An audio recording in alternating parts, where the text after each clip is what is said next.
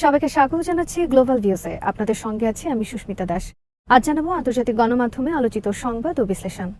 ফিলিস্তিনের পশ্চিম তীরে মঙ্গলবার ইসরায়েলি বাহিনীর বিরুদ্ধে কঠোর প্রতিরোধ গড়ে তোলেন ফিলিস্তিনি যোদ্ধারা। হামাসের আল কাসাম ব্রিগেডস জানিয়েছে, তুলকারিম শিবিরে অনুপ্রবেশের সময় একটি দখলদার বাহিনীর বিরুদ্ধে প্রচণ্ড লড়াইয়ে লিপ্ত হন তারা। এ সময় তাদের যোদ্ধারা বিপুল পরিমাণ এক্সপ্লোসিভ ডিভাইস ব্যবহার করেন। ইসলামিক জিহাদের আল কুদস ব্রিগেডস জানিয়েছে, এদিন তুলকারিম ক্যাম্পের ভেতরে ইসরায়েলের একটি বিশেষ বাহিনী এবং তাদের সামরিক যানগুলোর ওপর চারদিক থেকে হামলা চালান তারা। এ সময় ক্যাম্পের বালাউনায় একটি সামরিক যানের ওপর আগে থেকে পুঁতে রাখা এক্সপ্লোসিভ ডিভাইসের বিস্ফোরণ ঘটানো হয়।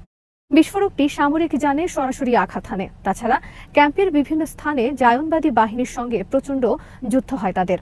এতে কুদসের যোদ্ধারা বৃষ্টির মতো বুলেট ছোড়েন এবং বিপুল পরিমাণ এক্সপ্লোসিভ ডিভাইস ব্যবহার করেন।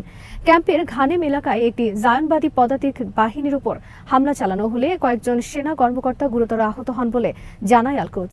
ক্যাম্পের আল মুরাব্বা এলাকায়ও তাদের যোদ্ধারা বিপুল পরিমাণ বুলেট ব্যবহার করে হানাদার সেনাদের বিরুদ্ধে প্রচণ্ড লড়াইয়ে লিপ্ত হন।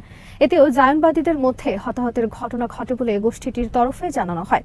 এদিকে মঙ্গলবার ভোরে নাবলুসের বিভিন্ন ফ্রন্টে কুদসের যোদ্ধারা বিপুল পরিমাণ বুলেট এবং ভারী এক্সপ্লোসিভ ডিভাইসের মাধ্যমে শত্রু বাহিনীকে সফলভাবে মোকাবিলা করেন। নিউ ইয়র্ক টাইমস এক প্রতিবেদনে বলেছে, অধিকৃত পশ্চিম তীরে ইসরায়েলের বিস্তৃত সামরিক অভিযানের মধ্যে আগের তুলনায় অনেক সাহসী ও পরিশীলিত প্রতিরোধ গড়ে তুলেছেন ফিলিস্তিনি যোদ্ধারা। তুলকারিম, জেনিন ও তুবাসে 10 দিন ধরে চালানো ইসরায়েলি হামলায় 39 ফিলিস্তিনি নিহত হওয়ার পর এমন খবর প্রকাশ করল মার্কিন সংবাদ মাধ্যমটি। এতে বলা হয়, এই ইসরায়েলি অভিযান ফিলিস্তিনি প্রতিরোধ সংগঠনগুলোর পক্ষ থেকে অধিকতর কঠিন প্রতিরোধের মুখোমুখি হয়েছে।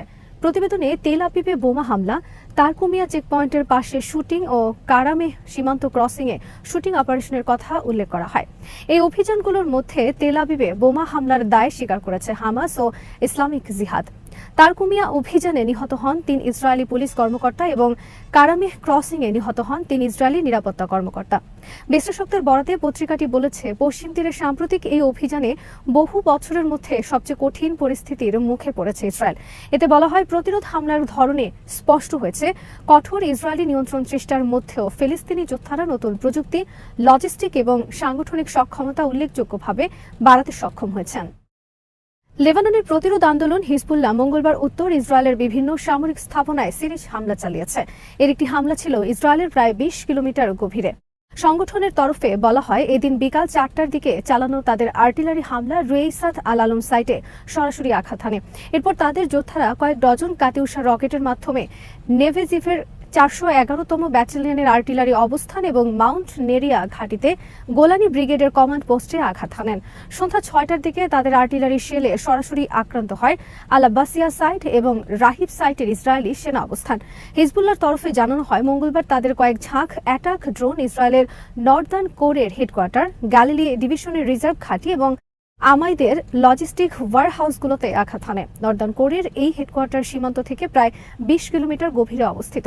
এ সময় নাম প্রকাশ না করা অস্ত্রের মাধ্যমে আল আবাদ সাইটের নজরদারি সরঞ্জামেও আঘাত হানেন হিজবুল্লাহর যোদ্ধারা।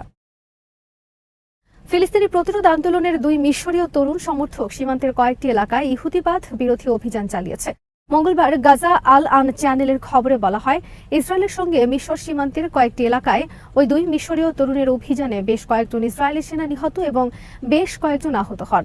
কোনো ইসরায়েলি সূত্র জানিয়েছে, যুবকেরা বেশ কয়েকজন ইসরায়েলি সেনাকে গাড়ি চাপা দিয়ে ঘটনাস্থল থেকে দ্রুত সরে যান। ওই ঘটনায় বেশ কয়েকজন সেনা হতাহত হন। গত রোববারও জর্দানের এক ট্রাক চালক জর্দান ইসরায়েল সীমান্তের আল কারামাহ ক্রসিংয়ে প্রবেশ করে খুব কাছ থেকে ইসরায়েলি নিরাপত্তা রক্ষীদের লক্ষ্য করে গুলি চালাতে শুরু করেন। অভিযানে কমপক্ষে 3 ইসরায়েলি নিরাপত্তা কর্মকর্তা নিহত হন। তবে অভিযানকারী ট্রাক চালক ইসরায়েলি সেনাদের গুলিতে নিহত হন। হিব্রু ওয়েবসাইট ওয়াল্লা জানায়, গাজা যুদ্ধের শুরু থেকে পশ্চিম তীরে কমপক্ষে 4973টি ইহুদিবাদ বিরোধী অভিযান চালানো হয়।